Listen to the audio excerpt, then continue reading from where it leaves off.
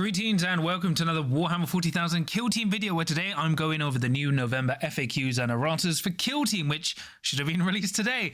But before we get into things, please remember to like and subscribe as well as comment. Let me know what you thought of today's video. Did you find it useful and helpful?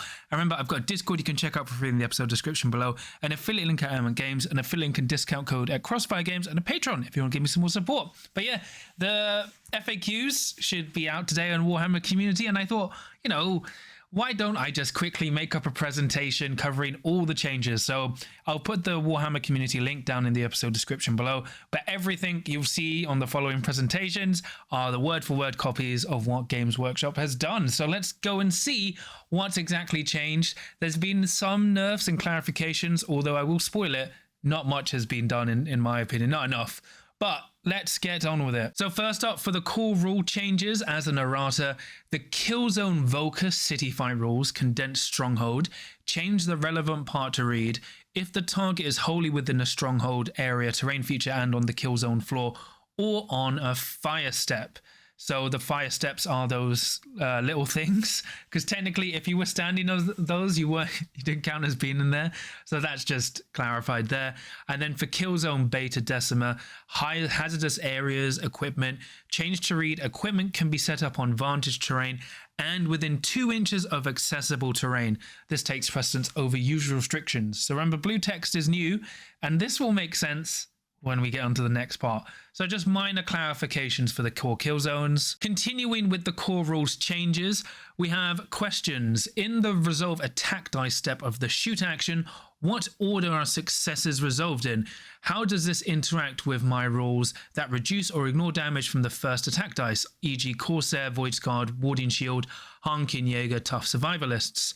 Answer: successes resolve simultaneously. The defender can select one of the successes being resolved to reduce or ignore as appropriate to their rule. So just clarifying that the defender chooses which dice they reduce first, because before people go in with person with priority. Then for the next question, how does the guard action interact with rules where the operative must perform the shoot action with a specific weapon, e.g. the Fellgor Strike Team Astartes Commando Dagger Dash? Answer: the operative can perform the guard action as long as the relevant weapon is selected if it performs the shoot action during the interrupt. So you, for example, with the Space Marine, if you've done one shoot with a bolt pistol, you then can go on guard. But for example, if you're a gunner, so you use the melter gun, you then can't go on guard because the Astartes rule requires you to use the bolt pistol, but you can Dagger Dash guard. So you could reposition, then Dagger Dash to dash, and then go on guard. So just some nice clarifications there.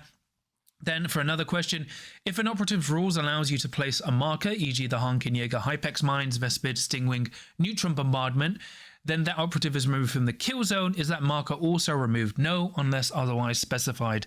This is a change because last edition, when operatives who placed markers were removed, their markers were gone as well, unless otherwise specified. Now it's the reverse. You have to specifically say that these markers are also removed from the kill zone. So another good clarification there. For the approved Ops 2024, we have some changes. For the confirmed kill tac op, if a friendly operative meets the victory point requirements for 2 different confirmed kill mission markers, can I remove them both to score 2 victory points? Yes. So this is odd interaction where people were saying an operative could only pick up 1 confirmed kill marker. This has been proven otherwise, so now confirm kill is even better. I was already playing it this way, so it's just like now it's even better in terms of like I was letting my opponents do it. So yay, confirm kill. And then for the power surge crit op, can a player choose to pass and not use the strategic gambit to select one objective marker to be surged? No. So apparently some degenerate people, when it were coming to power surge, were choosing just to pass and not surge, so you couldn't really play the mission. So now they've clarified you can't do that, which is good. Now we come on to universal equipment. So magenta are like stat changes or whatever, where blue is new wording. So for Razor Wire, the second sentence is changed to read: before the battle, you can set it up wholly within your territory on the kill zone floor and more than 2 inches from other equipment, terrain features, access points, and accessible terrain. So you now can't put it within 2 inches of doors of any kind, which is good. And then you've got obstructing rule change to read: whenever an operative would cross over this terrain feature within 1 inch of it, treat the distance as an additional inch. So effectively, when you're trying to clear Razor Wire, it's now 3 inches. 2 inches to go up to climb it, and then 1 inch you're paying also to move over it in addition.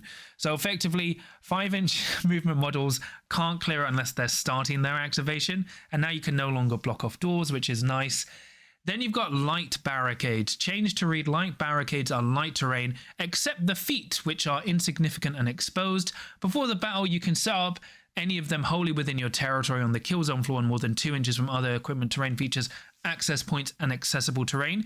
So they show this in the FAQ, but there's a diagram. So the little nubs sticking out at the back of the barricade don't provide cover. Some people are trying to use it, but in an interesting change, the 2 central struts at the back of the barricade also don't provide cover now, which is a really drastic change, but mirrors what they've done with other portable, well, with the portable barricade really. Then for the portal barricade, it has the same thing, so it cannot be set up within access points or accessible terrain, so can't be set up within 2 inches of those. And then the final sentence of the portable rule changed to read: operatives connected to the inside of it can perform the following unique action during the battle. And then the first effective move with barricade has been changed to read: the same as the reposition action, except the active operative can move no more than its move stat minus 2 inches and cannot climb, drop, jump, or use any of its kill team's rules that remove it and set it up back again, i.e. like the Hernkyn Salvage a Fly or the Mandrake Shadow Passage. So you've got some tidying up with the portable barricade. It's now a unique action to do it, not a move action, and then you can't teleport or fly with it. So a bit of a nerf there, but makes sense. And then for the mines and the heavy barricade, they also can't be set up within access points and accessible terrain. So no real change there. Basically nothing can go within and block access points, which is good, right? Just some nice clarification there. Should make Gallodark and even open boards a lot more friendly to play on. Then for faction changes, we've got Blades of Khaine. So basically the striking scorpion aspect technique, one with the gloom, has been clarified to basically work as super conceal and what super conceal does. So spoilers, super conceal beats seek. So that's sucks to be seek, which is a big change. So now super conceal blocks everything. And then for the question, if an operative is able to perform 2 shoot actions in an activation and uses the slicing hurricane die avenger aspect technique, can it perform both shoot actions during the same reposition action? Yes.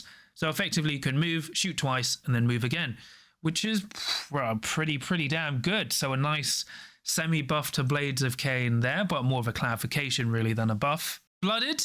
They can now select the Corpseman on their roster, which is nice. Blooded now no longer play with a handicap because he wasn't on the roster, so they finally have him back. For Brood Brothers, the Psychic Familiar now have better wording to reflect what Super Conceal does, and it blocks Seek. And then they've got the icon ward has been changed slightly, so the Brood Mind Devotion rule. The second sentence has been changed to: if you do, before the operatives are removed from the kill zone, it can perform a 1 AP action for free, excluding fight and explosives. Mind Control has been crossed out, and you can change its order to do so. So you actually can't fall back now, which is, well, I don't think you could do that anyway, but they've just clarified what you can do, and unfortunately, yeah, well, you can't really do mind control anyway because it's a 2 action point mission action. So, well, 2 action point unique action. So some slight tidying up there for Brood Brothers. Chaos Cult, their Blessed Blades have been changed from 32mm bases to 28. So a good clarification there. For the Corsair Voidscarred, their Starstorm Duelist, the Pistol Barrage action has been changed to: this operative cannot perform this action while it has a conceal order or during an activation in which it performed the shoot action, or vice versa. Because if you weren't aware, due to the poor wording throughout this edition, you could shoot your melter gun, then pistol barrage to shoot the melter gun again, well, melter pistol, and then shoot your shuriken pistol. So any operative that could kind of do this can't do this, so it basically can't triple shoot, which is good. It was funny because some people were saying this was intentional, like designed for operatives to triple shoot. So now they've been proven wrong. For the Elucidian Starstriders, the Voidmaster also has been changed. So he can't do, he basically can't shoot his shotgun, then shoot his shotgun and las pistol. So he can only do one, like other triple shooting exploits. The interesting thing is it now says you basically can do it within control range, but I'm sure, they didn't need to cross it out, but they crossed out that, but you still can't do it because you can't shoot. I mean, I guess you could shoot someone from control range out. I don't know. It's weird why they've done that. And then for the Voidmaster and Elucia Vane, the Disciplinarian and Merciless rules respectively relevant part has been changed to read, if this weapon already has that weapon rule, it has the ceaseless weapon rule instead. Because I didn't realize this, but people were giving their friendly operatives balanced and ceaseless. So they were getting balanced and ceaseless. Now they only gain ceaseless instead of, you know, balanced. So if you have balanced, it upgrades. I thought it worked that way. So clearly it's going off of intention now, and the wording has been fixed to reflect that. So a slight nerf to Starstriders. For the Exaction Squad, the repress faction rule has been added as a faction rule. I guess it wasn't before. And then the Leash Master has gained a shot pistol. That was crucial. It now has a pistol, which it will always use over the shotgun. So I guess that's a buff for Exaction. Then for Fellgor Ravager, the Shaman's Mantle of Darkness has been clarified to work as Super Conceal, which is really, really good. And then you've got, for their question, if one of my dice is reroll or replaced by an opponent's rule, i.e. Hand of the Archon, Omen, or Warpcoven, Fate itself is my weapon, can I still use the Violent Temperament strategy ploy to reroll my attack dice? Yes, but only the dice that were not rerolled or replaced. So I guess Fellgor players were begging for rerolls on rerolls, or rerolling dice that cannot be changed. So it's being clarified there. That was already pretty clear, so I'm confused why people were asking that. Then you've got the Gellerpox Infected. The Glitchling Super Conceal has been clarified to work as proper Super Conceal. And then the Curse Might has basically gone Group Activation 2. Because if you weren't aware, they forgot to give the Curse Might Group Activation 2. So if you took 4 Curse Mights, rules as written, you'd get 4 extra activations. Now they've gone back to GA2. So, you know, not really, technically it's a nerf, but it's more like fixing how they should have worked. So, yay for Gellerpox. For Hernkyn Yaegirs, their in position strategy ploy has been changed to give them proper Super Conceal. It already did, but now it's just clarifying Seek doesn't work against them. And then for the Iron Break operative, the Minefield rule, the 4th sentence has been changed to read each operative must be set up reverse side down. Their specifics aren't revealed, more than 2 inches from other markers, access points, and accessible terrain, and more than 6 inches from your opponent's drop zone and your other minefield markers. So people forget that the doors on open don't have the access point rule, they have accessible, but there's actually a big nerf for for Beta Decima, because remember, all the platforms and like Furnace are accessible with the floors, so you now can't place the mines anywhere. So Jaegers are actually horrible on Beta Decima. This is a funny indirect nerf, I believe. Hold on, let me just check. Yeah, this actually sucks for Beta Decima because they've let equipment get around it, but the mines aren't equipment. So unfortunately, Hernkyn Yaegir players, your mines suck on Beta Decima, which to be fair is good because they were too strong, but you now just mine the floor, I guess. Then for Hierotek Circle, the plasma sites have both been given up-to-date wording, so their Super Conceal isn't blocked by Seek. And then for the Chronomancer operative, for the Time Splinter action, the 3rd sentence has been changed to read, remove it from the kill zone and set it back up visible and within 6 inches of this operative, measuring the horizontal distance only in a location that it can be placed. So this has technically been buffed. My biggest thing is, everyone is currently asking for Hierotek Circle how their magnification works. Are you measuring targeting lines from the target, or like from the firer or the person you're choosing to like fire through? They didn't answer this, which is really confusing. I assume it didn't make the cut in time for this FAQ, which is very weird. Otherwise, it's actually a nice subtle buff to the Chronomancer. For Hunter Clade, the Princeps operative with the Canticle of the Shroud Psalm has been clarified to have Super Conceal, which, as I said, just mirrors everything else. So just some universal bookkeeping. Then we have Imperial Navy Breachers. I'm so sorry. So team selection. The 2nd arrow bullet point changed to read 10 Imperial Navy Breach operatives selected from the following list. Because if you didn't realize, I think Games Workshop forgot as well, but when they said to select a leader and 12 other operatives, they forgot you only get effectively 11 in the box. You know, exclude because the Geist Skull and Skull now count as half an operative. So that would actually make you one short of building a legal team. So to get around that, they've just given them -1 operative. So poor Imperial Navy breachers, they just got all the hate. And then the Cat and the Geiskel units have basically updated Super Conceal. So, you know, it just sucks for Imperial Navy breachers. They just got dunked on for no reason. It's like there's all these problems, and then Games Workshop was like, bang, just shoot those breachers dead. Then for Inquisitorial Agent. So for the Interrogator Operative, for the Inquisitorial Tome Rule, for the relevant parts for denunciation are changed to read: whenever a friendly Inquisitorial Agent operative is shooting against, fighting against, or retaliating against an enemy operative within 2 inches of a friendly operative with this rule. And then for the relevant part of Sanctification, when an enemy operative is shooting against or fighting against or retaliating against a friendly Inquisitorial Agent operative within 2 inches of a friendly operative with this rule. So effectively they don't stack, because people were saying via this loophole, like you could debuff someone with -2 attack dice or buff someone to +2. They don't stack. So that's some solemnness there. The Tome Skull has updated to have Super Conceal, which is a universal change. The Pistolier Operative also can't triple shoot, so technically it could also fire the plasma gun, then plasma pistol, then double fire its plasma pistol and auto pistol. It can't do that anymore, so good clarifications there. And then question: if I requisition Exaction Squad operatives, can my Inquisitorial Agent operatives benefit from the permitted Ruthless Efficiency faction rule? No, only requisitioned Exaction Squad operatives can use the Ruthless Efficiency faction rule. Note that this means a requisitioned Exaction Squad operative will not be able to select an enemy operative as the valid target of a shoot action if one of your other Inquisitorial Agent operatives that aren't Exaction Squad are within that enemy operative's control range. Because basically, once again, they messed up the wording a bit. So if you took Inquisitorial Agents with Exaction Squad, Inquisitorial Agents could shoot into control range willy-nilly. So that has been removed. And now they've had to clarify that Exaction Squad operatives taken in Inquisitorial Agents are the only ones who can shoot into combat. So this is what happens when you just design the team this way. So that's technically a nerf, but that's good for the health of the game. So Exaction Squad are not that great anymore in Inquisitorial Agents, so you're probably just going to take Kazakin all the time, but tomes don't stack.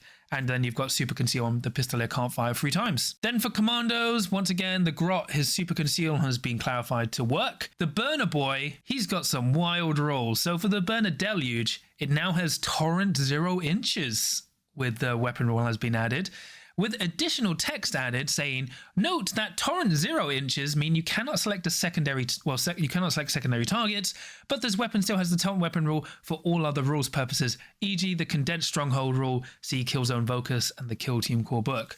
So the only issue with this, right, Torrent 0 inches, what a mysterious rule. Volgarg doesn't have this, and he has the same rule, like he has the same issue. So I get it. It's like, it's really, really bizarre. I get the rule, but they forgot to give it to one operative. Then for Mandrakes, the Shadow Glyph has been updated for Super Conceal, and then for Shadow Passage, the first sentence has been changed to read, once per turning point, one friendly Mandrake operative within Shadow can use a Shadow Passage when it performs the reposition action. So that's being clarified that you have to be within Shadow, so a slight nerf there for Mandrakes. And then question, if a Night Fiend operative incapacitates an enemy operative, then that enemy operative attempts to inflict damage as a result of being incapacitated, i.e. from Legionary Unending Bloodshed, and the Night Fiend operative's Oubliex rule, can the Night Fiend operative Oubliex rule ignore that damage? Does that Oubliex become active again when the enemy operative is removed from the kill zone? No, the enemy operative is already incapacitated when it attempts to inflict the damage, so the timing for the Oubliex to become active has passed. So effectively, your leader has to be quite worried. So like, let's say they charge into a corn operative, the first strike is absorbed by the Oubliex, then they hit you, but they have 2 hits left, you kill them, and then they spend a CP to strike and kill you. So they've clarified the endless timing issues with Mandrakes, which is nice. For Scout Squad, their Firefight Ploy Covert position has been, once again, clarified to work against Seek, so Super Conceal. And then for the faction rule Forward Scouting Booby Trap, the first sentence has changed to read, place one of your booby trap markers more than 6 inches from your opponent's drop zone and more than 2 inches from other access points, markers, and accessible terrain. Once again, this is a nerf on Beta Decima, which actually is quite crazy, but understandable. At least It's not as damaging as it is for the Hernkyn Yaegirs, but it's still... For the Tempestus Aquilons, their strategy ploy maintain momentum has been changed to say whenever a friendly Tempestus Aquilon operative is shooting against or fighting against a ready enemy operative, that friendly operative's weapons have the severe weapon rule. I think maybe there was an argument they could fight friendly operatives or something. I don't know, but it's just more tight wording, I guess, which is good to see. Then for the Vespid Stingwings, brace yourself. This is the big one. So for the Firefight ploys Aselli, the second sentence has been changed to read, until the end of that action, it gains all benefits from the first and second main features of Vantage Terrain. When determining the height difference between operatives for Vantage Terrain rules, treat that friendly operative as being 3 inches higher than it currently is, just not when determining the distance for Communion. So you now get buffed. Before you got Accurate 1, now you'd get Accurate 2 against engaged operatives, which is really, really good. Then you've got the Oversight Drone getting Super Conceal. The Swarm Guard operative, Flamer, Skytorch weapon, has been changed to given Saturate and the mysterious Torrent 0 inches weapon rule. And then it's basically clarifying how Torrent 0 works. And then for faction rules, the Neutron Charge, the second sentence has been changed to read, whenever a friendly Vespid Stingwing operative moves or uses fly, its neutron weapons have the piercing 1 weapon rule until the end of the turning point. And then for strategy ploys, Airborne Predator changed to read, whenever a friendly Vespid Stingwing operative moves or uses fly during its activations, its weapons have the balanced weapon rule until the end of that activation. Because annoyingly, technically, if the Vespids used fly, it didn't trigger their faction ability. Now it's been clarified to work. So nice tidying up of the Vespids and a good big buff with Aselli, as well as technically a buff for the Skytorch operative, which is nice. For Void Dancer Troupe, their elusive target firefight ploy has been clarified to work as proper super conceal, which is once again nice. And then for Warpcoven, the Zangor warrior operative auto pistol is now range 8. I believe it was range 6 or had no range, which... whatever, that's okay. And then for the Psychic Cabal firefight ploy, does the Sorcerer operative also gain any benefits the other Sorcerer operative has from its boons of Tzeentch faction rule, e.g. Twist of Fate? No, that's a nice clarification. I know most people weren't playing it that way, but some people were. So it's a nice clarification overall. So for the FAQ, Errata, and Overview, Super Conceal has been fixed. If you have Super Conceal, you now have Super Conceal, which beats Seek, which is actually the biggest thing, but now raises an interesting problem where stuff with Super Conceal you now literally can't deal with unless you get within 2 inches or charge them, which is fine. Then triple shooting has been removed, so anyone who could triple shoot can't, which is good. Equipment terrain has been fixed. You know, you now can't block off doors, so Galadark is a better kill zone. You can't block off access points on Volcus and other open terrain zones, so that's nice as well. Just more tidied up and useful. Mines placement has been nerfed, so this is not the universal equipment. This is mainly just for Hernkyn Yaegirs and the Scout Squad. On Blade of Decima, they basically can't place their mines anywhere useful, which is unfortunate, but more so for the Hernkyn Yaegirs. Inquisitorial Agent has had a slight nerf. Their tomes don't stack. Exaction Squad don't allow them to shoot into control range against other enemy operatives. And their Pistolier can't triple shoot. Not enough to tone them down, but at least it's a good start. Vespid have actually been buffed. Aselli is great. It now gives you both benefits of being Vantage, so you get Accurate 2 against engaged operatives, and, you know, you've got the mysterious Torrent 0, as well as, you know, just you can now benefit from when you use Fly for your faction ability, which is good. And then we've also got this Mysterious Torrent 0 inches. You know, for Volgarg didn't get it. Will more operatives get Torrent 0? Is Torrent 0 the future of Kill Team? We will find out. And then, yeah, RIP Breachers, you know, RIP Breachers. Like, I was actually talking to some people like, I think they're viable at 12 operatives because you just take 12 Breachers, and then they're like, nah, I'm done with this team. I will just maybe run them in Inquisitorial Agents. So... unfortunate, Breachers. It's you kind of got punished for Games Workshop forgetting that they couldn't build a legal team from the box that they made changes for. So what do I think of this Errata and FAQ? It's a good start. It's a good start. Am I quite upset that it doesn't quite cover the huge issues we still have with the game. Like, for example, magnification hasn't been clarified for Hierotek Circle. There's still a lot of rule timing and clashes that we're very unsure about. Plague Marines also have their own issues with timing and wordings, but that would have been before this would have been like, done, which is fair, but it's just disappointing. A lot of the big issues have been skipped or haven't been covered yet. But as I said, if they were like trying to rush this FAQ out, this was probably before they realized, hopefully, and maybe they can just update the FAQ later to include it. But at least Gallodark is now playable, Razor Wire works, and most of the kill zones are just straightforward. Most of the egregious stuff has been removed, which is good. And will I think it like balance the game? No, this won't balance the game at all. Like, they still need to do more FAQs, and then we need the balanced data slate, but I'm happy. It's a good start. We've got some nice clarifications. It's just interesting. It wasn't all picked up during design and development, but that's what these exist for, right? And at least, unless you're breachers and I guess Hernkyn Yaegirs, you're having a good time now. Like, I am quite concerned about how strong Super Conceal is now, because at least, like, last edition you had grenades to get around it.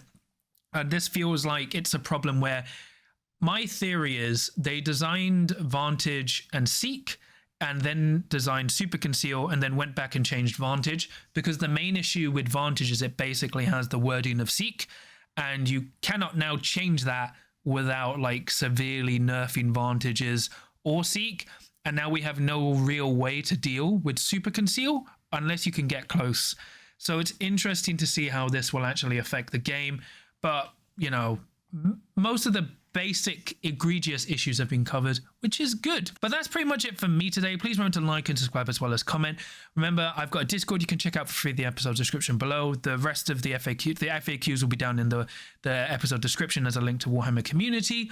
And remember, I've got an affiliate link at Element Games, an affiliate link and discount code at Crossfire Games, and a Patreon if you want to give me some more support. And I'll quickly shout out my patrons. So for my adepts of the crit, I have Zombie Businessman, Tom, Supercow, Stephen, Sam, Professor, Nick, Mercenary Q, Mr. Meatwood, Lucas, John Thomas, Graham, Fangzu, Draken, Dave Meetswell, Darcy, Dad of Golden's, Chris, and then for my veterans of the crit of Samja and Mark. So thank you so much for all your support. It really means a lot to me and helps support the channel. So yeah, this depending on when this, this should be interesting. We've got the World Championships of Warhammer coming up soon, but this is where this FAQ will be kind of tested. Although, as I said, we still have a huge amount of questions that need answering. It's a nice first steps. And hopefully we can just get more FAQs to fix the game so it's actually in a wordable state, because the main issue is we don't know what the intention is anymore. So in the last edition, it was very clear what was rules as written and what was rules as intended.